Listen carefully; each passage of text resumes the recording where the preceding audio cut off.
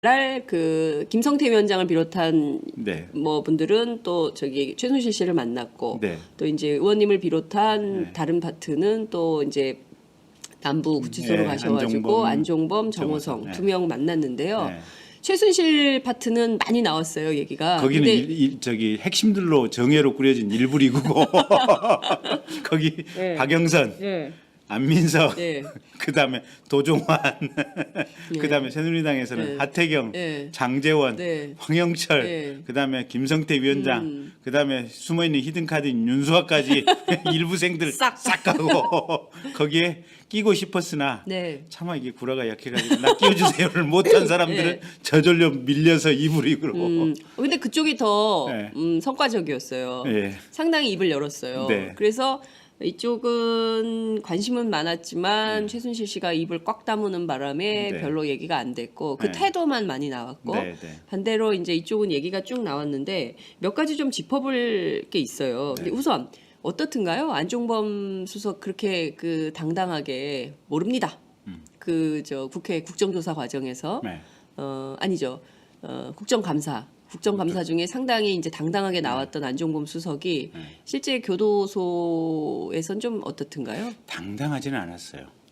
그러니까 일단 신체 건강 상태 조금 덜 좋아 보이더라고요. 그래요? 네, 물어봤더니 예. 한 1년 전에 신장암으로 치료를 받았대요. 안종범 수석이요? 네. 신장암? 신장암. 근데 뭐 생명에 지장이 있는 것 같지는 않고 네. 다만 현재도 약을 복용은 하고 있는 모양이에요. 구치소 안에서. 구치소 안에서. 예. 그래서 건강은 조금 안 좋았고 그리고 또 한 가지 느껴지는 것은 악착같이 본인이 무죄 주장을 하고 있어요. 나는 무죄다. 대통령이 시켜서 한 죄밖에 없다. 아, 대통령이 시켜서 한 죄밖에 없다. 네. 그래서 이제 물어봤죠. 네. 아니 아무리 꼬붕이라도 위에서 나쁜 거 시키면 꼬붕도 죄가 되는 거 아니냐. 네. 종범. 종범 그렇죠. 맞아요. 딱 종범. 종범. 종범이 되는 거 아니냐 예. 그랬더니 아니요, 우리 종범은 별로 머리가 안 좋아가지고요. 이게 주범이 굉장히 좋은 일을 하시는 것이라고 철석같이 믿고 주범의 선의를 믿고 따라간 것입니다. 종범은 머리가 나쁩니다.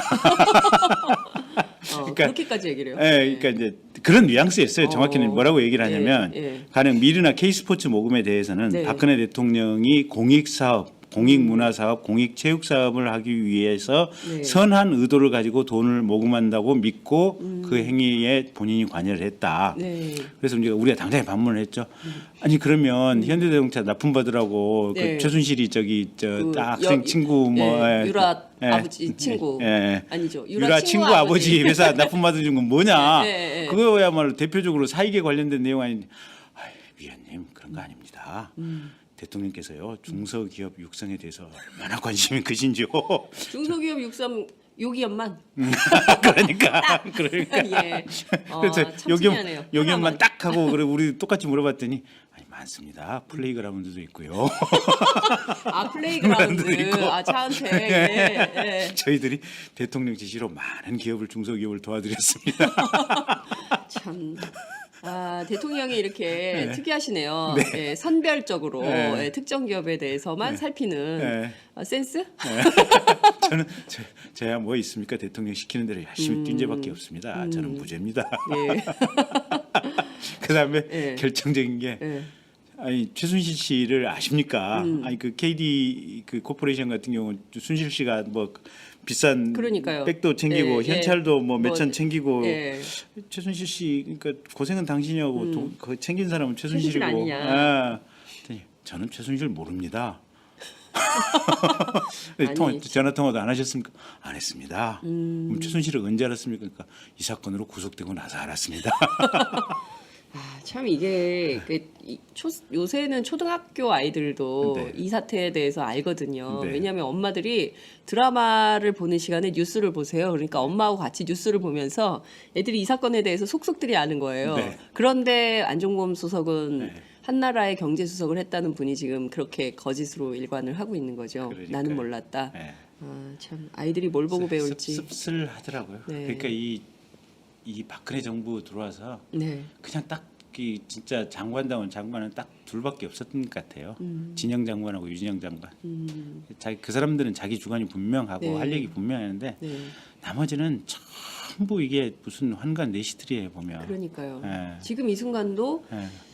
뭘 잘못했는지, 내가 어떤 결단을 해야 되는지, 네. 내가 국무위원으로서 어떤 역할을 해야 되는지조차도 네. 알지 못하는 거 아닌가 이런 생각이 좀 듭니다. 정호성 전 비서관 얘기가 네. 귀에 딱딱 꽂혀요. 네. 그 굉장히 미스테리한 실마리의 일단을 이 양반이 얘기한 거 아닌가 싶은 네. 생각이 좀 드는데요. 세월호 관련된 겁니다. 네. 2014년 4월 16일 네. 대통령은 유난히 피곤해 보였고 네. 그날따라 유독 일정이 없었으며 네. 관저에 누구랑 있었는지 말할 수 없다. 네. 왜냐하면 사생활이므로 맞아요. 누가 있었다는 거잖아요. 그러면 그러니까 뭐야? 계속해서 유영아 처음에 네. 그 형사사건 변호했던 유영아 호위무사 변호사도 네. 여성 대통령도 사생활이 있다. 그러니까요. 예. 정호성도 사생활이니까. 네. 박근혜 저 누구냐 김기춘 비서실장? 네. 내시장도 내시- 내시실장도 내시실장. 예. 사생활 예. 다 각자의 사생활이 예. 있는 겁니다. 예. 아니 근데 대통령이 사생활이 있나요? 그러니까요. 대통령의 몸이 자기 몸인가요? 그렇잖아요. 맞아요. 대통령의 하루 24시간 1년 365일이 자기 시간인가요? 아니에요. 아니 본인 국가와 결혼했다고 그러고 그렇죠. 예. 그 김기춘 비서실장은 그런 얘기도 했잖아요. 눈 뜨면 일을 시작하고 눈 닫으면 네. 일이 끝나는 거다. 사실 그래놓고 대통령은 눈을 감아도 네. 일이 계속 되는 거예요. 그러니까요. 자기 사적 영향이 전혀 없는 거예요. 네. 그렇기 때문에 그 엄중한 직위와 헌법적인 특권을 다 인정을 해주는 건데 그 참모들 자체가 아무 생각이 없는 거예요 보면. 그리고 그만큼 네.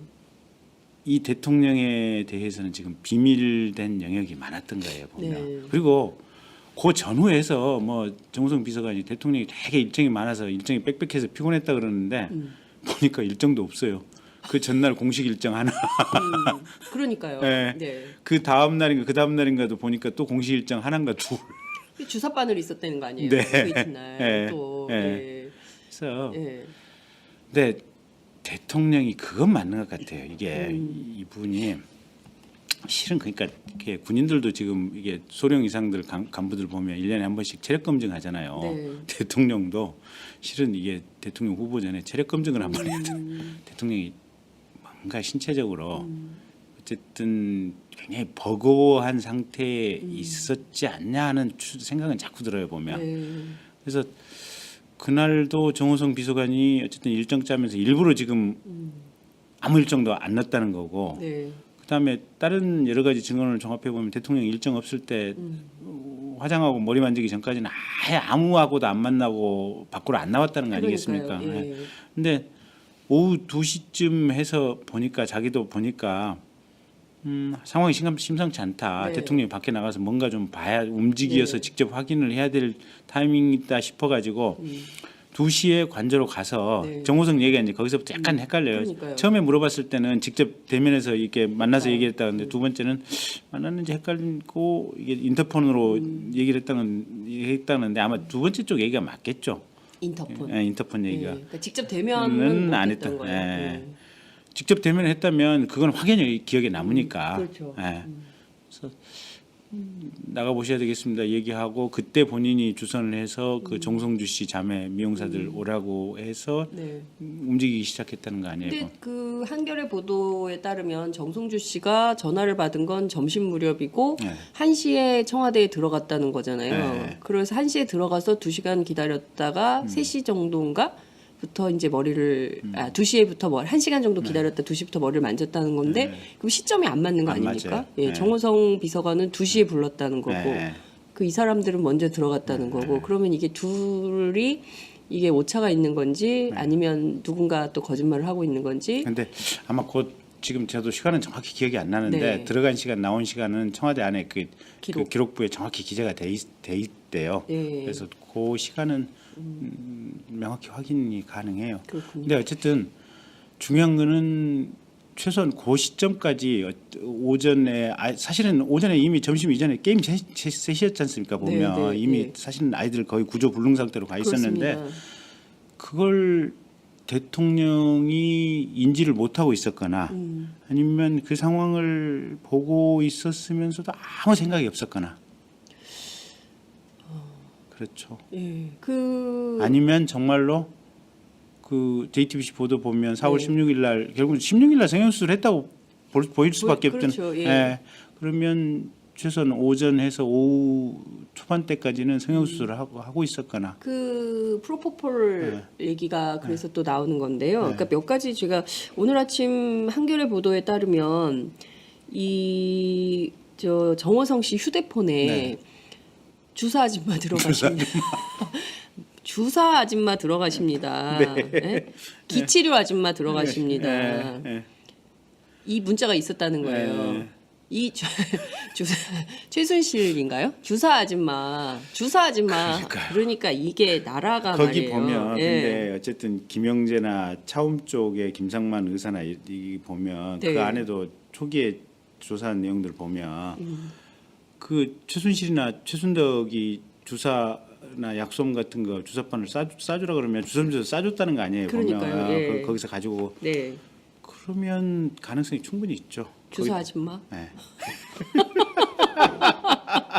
근데 야, 이게 그냥 최순실은 아닐 가능성도 커요. 왜냐하면 또 다른 제3의 인물? 정우성 씨는 예. 보면 선생님이라고 대부분 깍듯하게 얘기를 하잖아요. 최 선생님. 최 선생님. 네. 그리고 그 박근혜 대통령하고 최순실은 거의 한 몸처럼 움직이는. 그러니까 이게 이 비서들 레벨에서 보면 주사 아줌마라고 부를 수 있는 성격은 아니에요. 보면 최순실에 대해서는 네. 뭔가 좀 높이 불러야 되고 자기 자신들의 운명을 좌지우지하고 명령을 내릴 수 있는 이런 주위의 사람들이니까 네. 틀림없이 뭔가 다른 야매나 뭐 의사나 뭔가가 있었어요. 보면 야매로. 예. 예. 그러니까 여러 뭐, 라인으로 맞은 거죠. 그렇죠. 그러니까. 예. 뭐 간호장교였으면 아줌마라고 안 했을 거 아니에요. 그렇죠. 주사 장교 들어가십니다 하든지. 아니 근데 이게 뭡니까 이게 주사 아줌마 들어가십니다. 네. 예? 이게 참 좀 창피한데요. 이런 얘기를 계속 근데 이제 중요한 거는 그러면 특검이 밝혀야 되는 포인트는 우선 4월 16일 날 오전에 대통령과 관저에 있었던 사람 그리고 그 사람은 무슨 일을 했는지 실제 있었다면 그거를 좀 밝혀야 될 것 같고요. 특검이 어제 이제 그 최순실 씨가 거의 일주일에 한 번씩 프로포폴 투여한 그렇죠. 예, 의혹에 대해서 수사를 시작을 했는데 이것이 그러면 최순실 혼자 맞았겠냐? 아니면 대통령도 계속 주사를 맞았다면 그 이게 마약류니까요. 그렇죠. 그 같이 공유했을 가능성. 네, 충분히 있는 거죠. 그게 김영재 병원 네. 최초에 이게 방송사에서 갔을 때 첫 번째 한 게 지금 프로포폴 대장부터 파괴해버린 거 아니에요. 보면 밖으로 그렇죠. 유출되지 않게. 그리고 최순실한테는 지금 프로포폴이 과다 처방된 것도 맞잖아요. 보면 네, 예. 그런 것들 보면 또 지난번에 저희 의원실에서 보도자료를 냈었는데 박근혜 대통령 해외 순방 기간 중에는 네. 프로포폴 사용 흔적이 전혀 없는 경우들이 좀 있어요. 보면 김영재 병원 같은 경우 보면 네, 예. 그게 그럼 과연 우연에 있을까? 이게 물론 그 기간 중에 최순실이 따라 나갔다면 어떤 방식으로 몰래 따라 나갔다면 뭐 그럴 수도 있는데 네. 어쨌든 대통령하고 프로포폴 연관 가능성은 특검에서 반드시 수사를 해봐야 될 그러니까 부분이에요. 최순실 씨가 받아서 네. 함께 나누었을. 뭐 그랬을 가능성도 있고. 예. 그러니까 이게 보니까 전체적으로 대통령이 신체적으로 굉장히 대통령직을 수행하는데 버거워했던 것 같아요. 체력적으로 네. 버거워했던 것 같고 그걸 어떤 방식으로 커버를 하냐면 성형수술하고 그다음에 배곡주사, 태반주사 예, 뭐 이런 예. 걸 링거주사 맞아가지고 몸은 그럭저럭 유지하고 얼굴은 반듯하게 당겨가지고 네. 대중들 앞에 나가서 가끔 얼굴 보이면서 프롬프터 있고 질문을 안 받고 네. 이 정도로 이미징 정치 그런 상황이었던 것 같아요. 그러니까 그러니까 지금 보면 그 이분이 10살, 11살에 청와대 들어가 가지고 이제 청년기를 전부 청와대에서 공주처럼 살고 그리고 이제 아버지 엄마가 전부 이렇게 비명 행사하시고 그다음에 의지할 데가 없는 가운데 그 이를테면 그 사교를 할 수 있는 최태민 씨가 접근을 해오고 그 뒤로 이제 40년간 이렇게 지낸 거기 때문에 일반적인 평범한 누가 그런 얘기 하더라고요. 주민등록 등본을 뗄 줄 알까? 은행 한번 안 가봤다는 거 아니에요? 네, 은행 한번 여기 가봤을까? 저기 면목동 중국시장 가가지고 네. 그 감자를 가지고 냄새를 냄새를 맡아. 그러니까요. 감자를 사람들이 흙냄새밖에 안 날 텐데 왜 감자의 냄새를 맡을까? 네, 그게 감자를 처음 봤을까요? 그러니까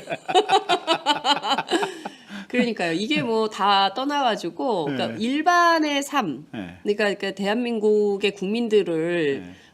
대의 통치할 수 있는 능력 자체가 없었던 분을 네. 대통령으로 우리가 선출했던 것은 아닌가. 이게 생각이 거기까지 가게 되는 거예요. 그게 정확한 분석이에요. 그러니까 이게 우리 국민들 수준에 맞는 그러니까 평균적인 수준이죠. 네. 우리 국민 전체의 총합 수준에 맞는 대통령을 뽑는 건데 2012년도에 우리 국민들은 어쨌든 많이 안 좋았어요. 판단이 흐렸고 국민들이 속은 거 아니에요? 속은 네. 거죠. 썩고 썩고 갑자기 썩고 아줌마 생각난다. 썩고 아니 그러니까.